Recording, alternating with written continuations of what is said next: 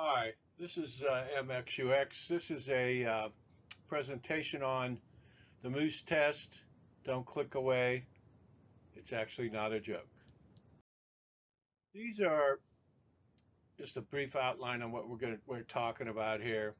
The first Aptera, circa 2008, failed the moose test at the XPrize, Progessive XPrize for high mileage vehicles, and they knocked them out of the competition. They were one of the finalists. The new Aptera, the 21 model, will be scrutinized based on this moose test, I believe, heavily. I think anybody going back and looking, this is where they're going to hang their hat, especially the short sellers. Um, so this video will explain the moose test and show how important it is and how important it is to Aptera. So it is the real thing, the moose test. So without further ado,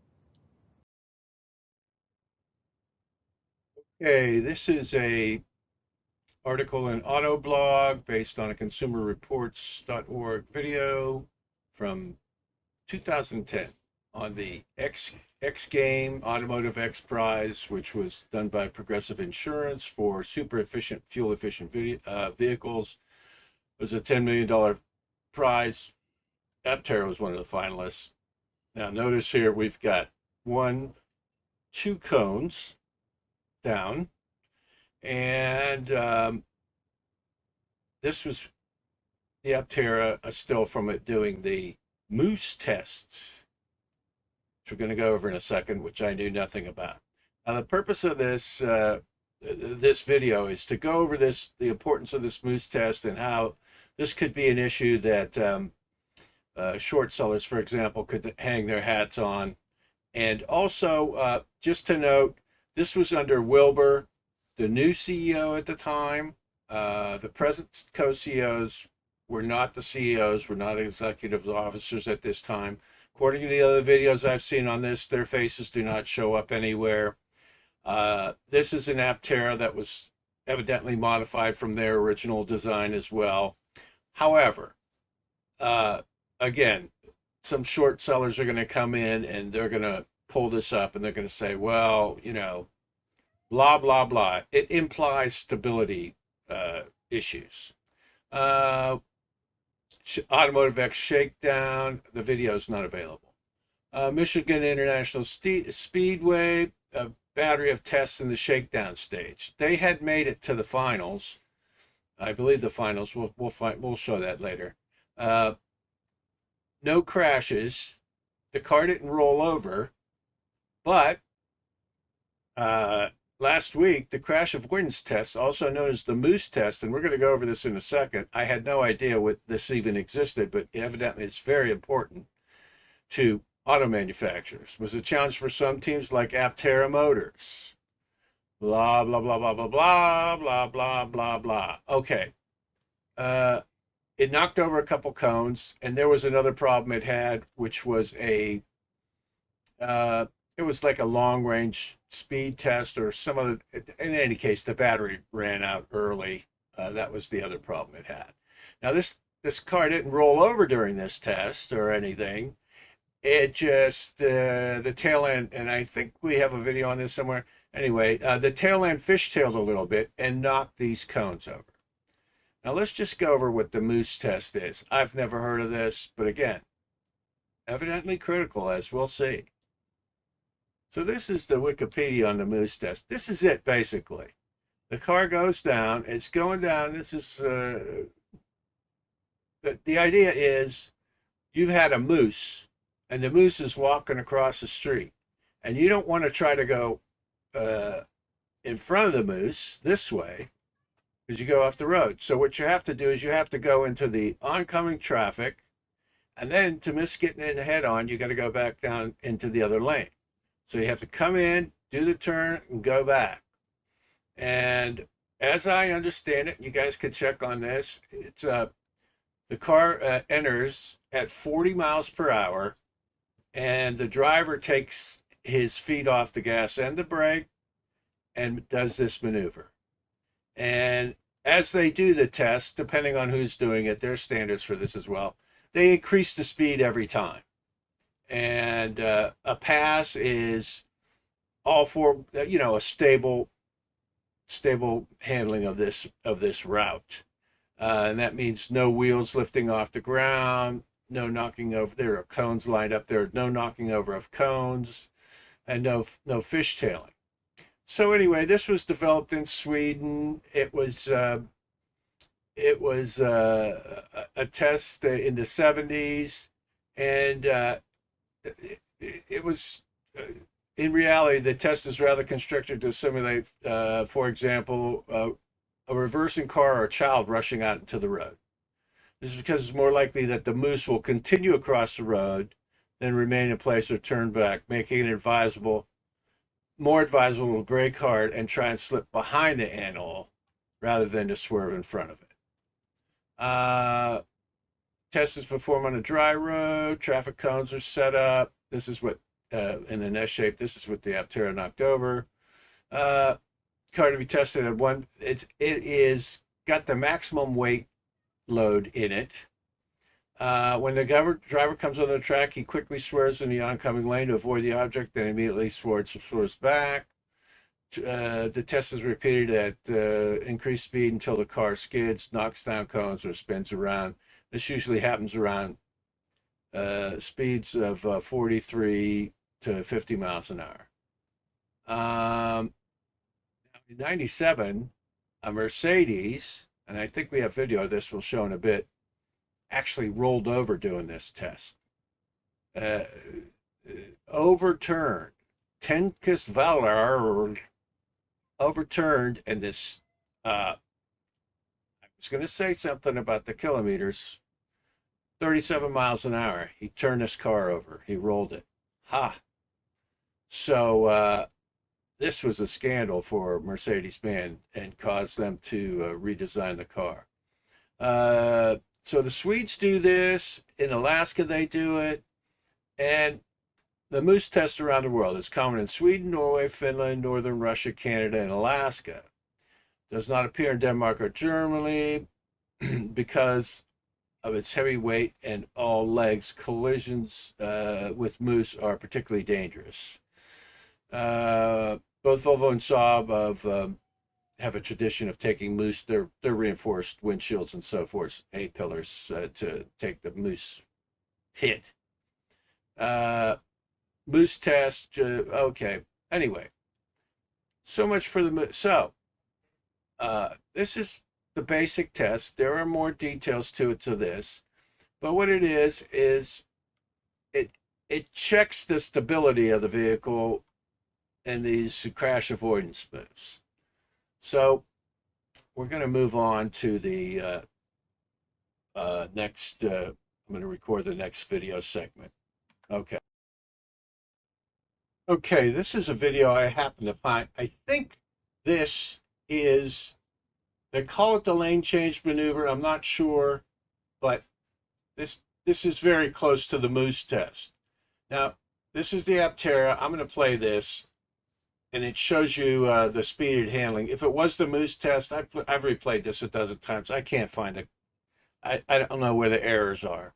But just to go over the details, the Aptera, to do this test, it took them like 30 tries, something like that. And they finally got it. They finally passed it, or whatever. But in any case, the point was, it was very difficult for the Aptera to pass this test, and it was at 40 miles an hour, or whatever. And the back end evidently kept sliding out on the car and knocking over cones. Now let me just play this video, and you'll see it's very quick. It's 7 seconds. Here, let's just watch it.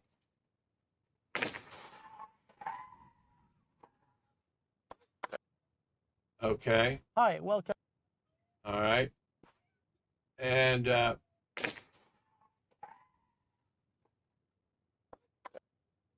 okay. Hi, welcome to Teknikens Värld and the elk test. And this is the Porsche Macan diesel.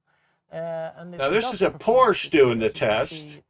Of the footage. The You front watch wheel this. in the middle of the evasive maneuver, and the car, when See, it goes straight the ahead, Porsche failed it. following the path it should.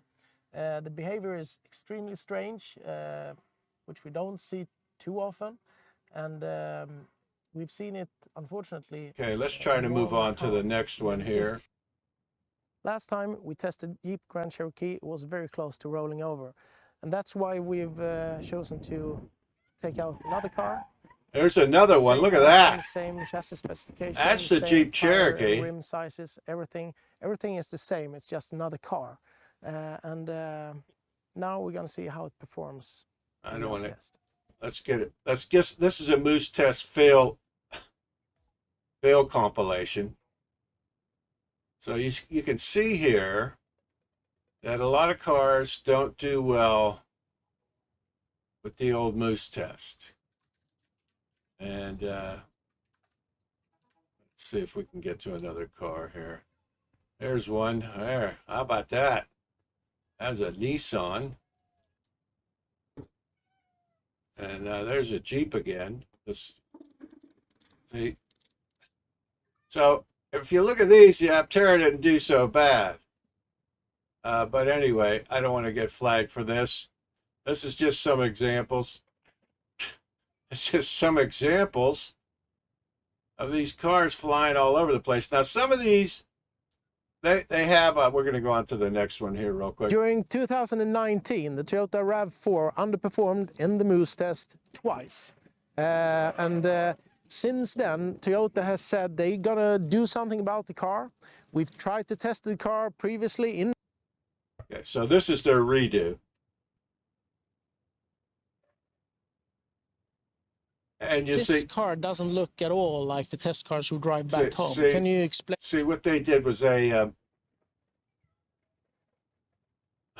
there you go. And now... Today, we're at the... In the Toyota, in the previous car, I believe they fixed the suspension. In this truck, I think all they did was change the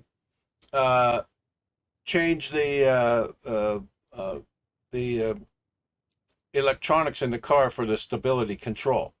So, all right then.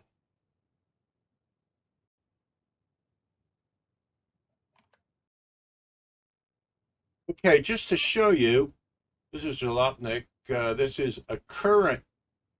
This is December last year. The 2021 Toyota RAV4 fails the Moose Test dramatically. So, I mean, even current cars and EVs are failing this test. And ingen bil godkände testet. Och 63 kilometer i timmen. There it is again. Det vad RAV4. Again, this is a det ena och det andra. Men 2021.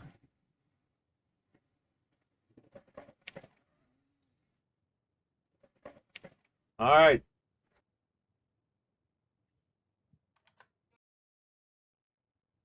Okay, this is from Motor Ward 2014 Moose Test history. Moose Test, also known as the Elk Test, evasive maneuver test, blah, blah, blah, subject to controversy. And, you know, they did it. All the Saabs and the Volvos could pass it because they got moose and reindeer over there. And this is, I'm not going to play. This is a test. But now here's the incident that changed everything. This guy rolled this. Famous in 1907 when Robert Collin, a journalist from Tenken's Vard magazine, managed to flip a recently launched Mercedes-Benz Class A during the evasive maneuver test. So this thing was brand new. This would make the stability control system more important for both customers and manufacturers, with many car makers starting to offer the system as standard, or at least as an option. The European Union decided to make it mandatory for all new cars to have the stability control. The Moose test the Moose test quickly became synonymous with stability control test, and the result regarded as being extremely important by the car industry. Here's some other cars launching. Official version test, I went over this, swerving back and forth, dry surfaces, 45 to 50 miles an hour. Again, there's the Jeep, Citroen, Renault, Toyota, Jeep are a few that failed. As for the Citroen Nemo, the car rolled over during the test. Okay, but did not have stability control. Okay, during the same testing session, similar models from Fiat and Peugeot were tested, both passing the test without problems. They were equipped with stability control.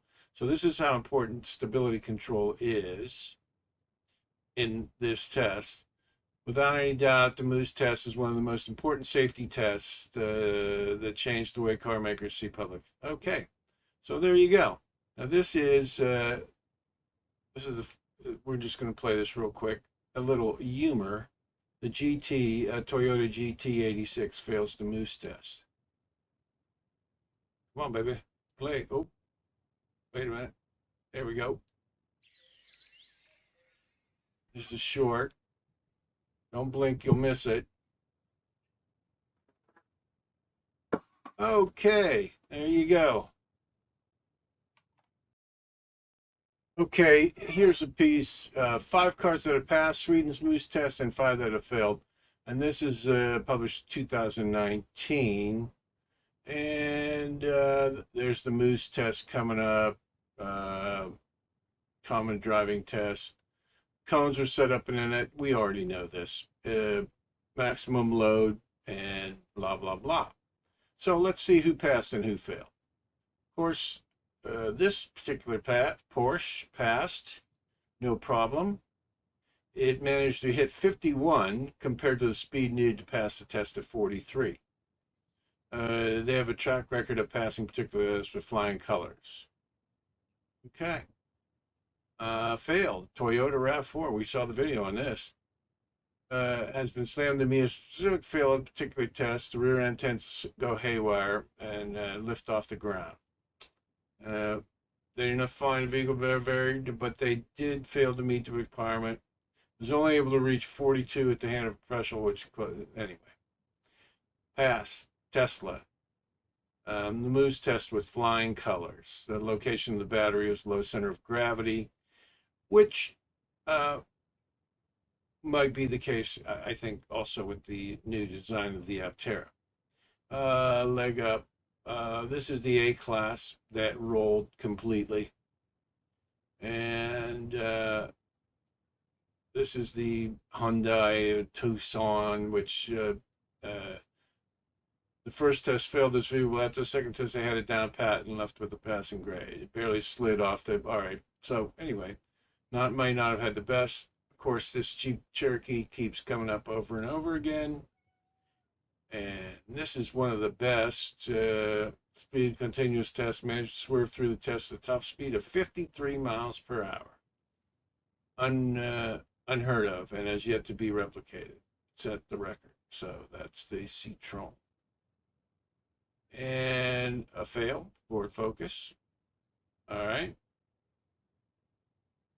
It acted erratically with too much cargo. But the second was all removed, it was able to do the course. So they do it with the full load. Pass, Starossa, of course. Pass it like it was nothing, blah, blah, blah, blah, blah, blah. It delivered as we had never seen before. It might have been before the real name, blah, blah, blah, diminished. It completed test speed of 50 miles an hour, which is good enough for it to make it into the top 10 list of the fastest speeds on the course, and the Ford Ranger failed. Let's just see if we can go into the top 10. See. Nope, that's not it. Anyway, that's that. Now, as you know, Aptera is using the Elafe wheel. Elafe, I don't know how you pronounce it. The in-wheel motors, and I spoke briefly about the torque vectoring, which means you can operate different wheels at different speeds. And this is an example. I mean, everybody's pushing a tank turn.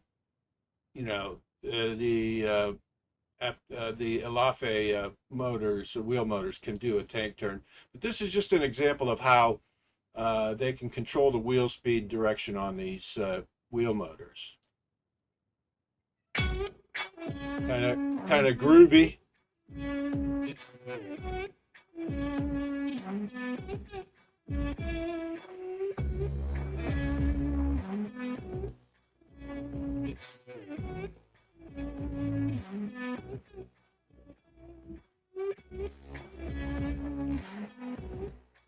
So the wheels are moving in different directions. So there you go. Okay, so this is Elafe Winter Testing 2020. I had mentioned in a previous video that they had outfitted this as a BMW crossover, and they put wheel hub motors on this. Now this is on a frozen lake bed, okay, and in the middle of winter, and this is to show torque vectoring, traction control, stability control with the Elafe motors running. So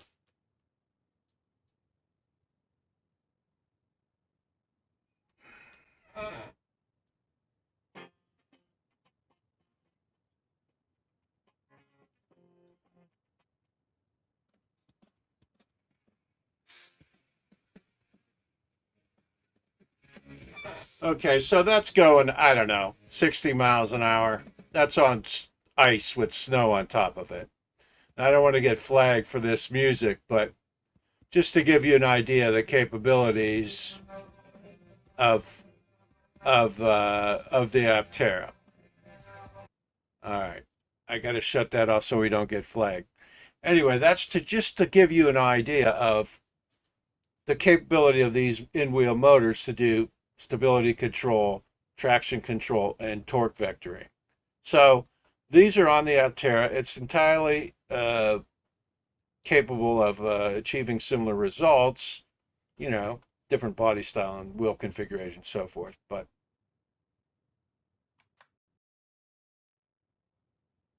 okay, this is, I think everybody that knows the Aptera has seen this. This is the kind of a schematic of the three-wheel drive Aptera. And you notice it's got the drive wheel in the back. Now, we saw in there that the Tesla with the low slung battery passed that test. And actually, we've got the same thing here in the Aptera. That's going to be extremely helpful. Understand Aptera spent a lot of time designing this suspension, and I think AI was involved in it, and that's going to make a tremendous difference. These hub motors, again, all three have independent controllers, okay, and they have traction control, and they have stability control, and they have torque vectoring.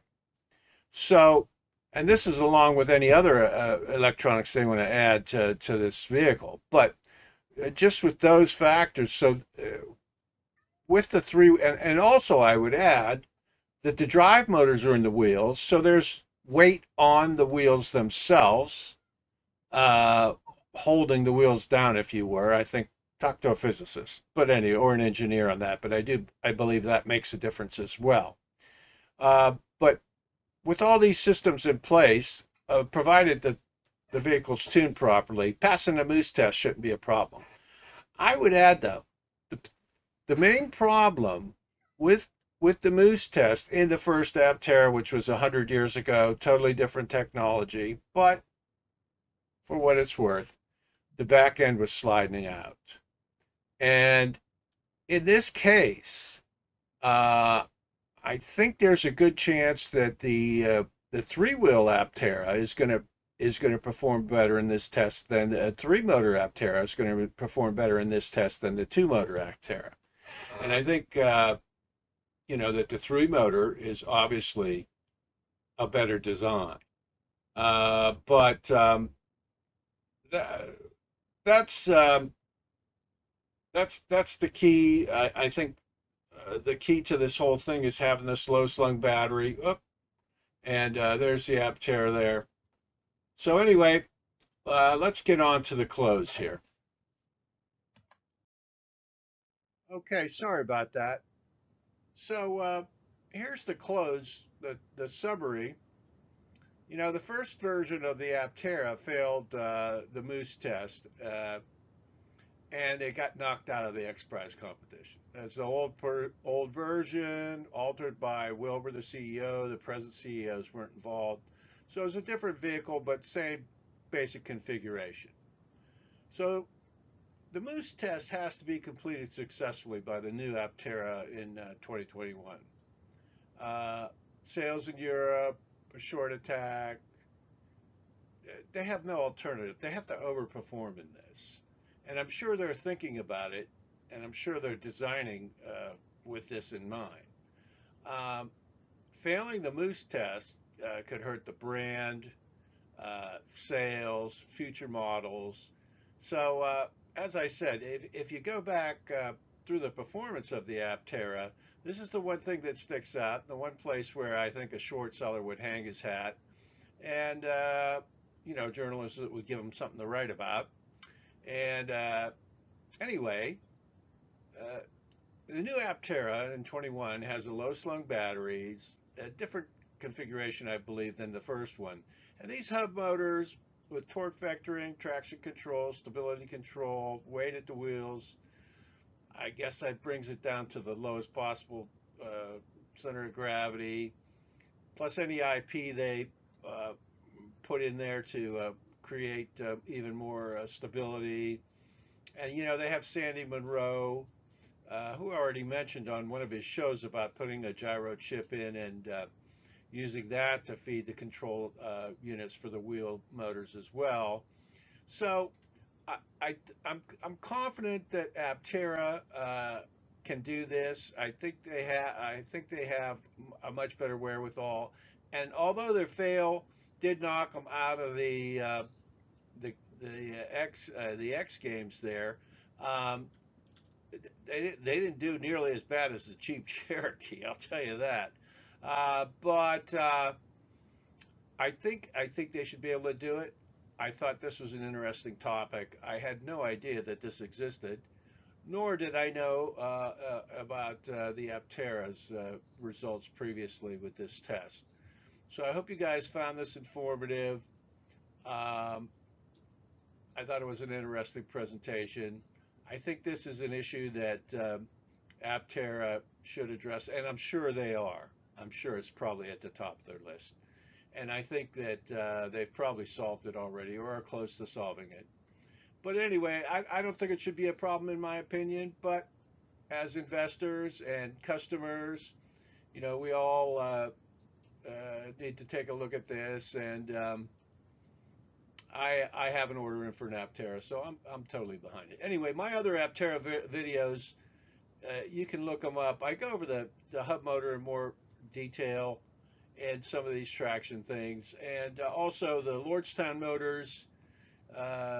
Their endurance truck has the same motor configuration, and I go into a lot of detail on these hub motors, which I think are really a great invention, and I think they're changing. The head of engineering at Lordstown Motors, who is ex-GM, uh, a top guy in the auto industry, said it's a revolution. It's a revolutionary design. So anyway, shouldn't be a problem. I have a discount link in the description below. I hope you like the presentation, and I'm going to try to start the creepy music now. Thanks everybody. And this graphic and the thumbnail this was the concept drawing for the 2008 four-wheel Aptera model. All right, thanks for taking a look, guys.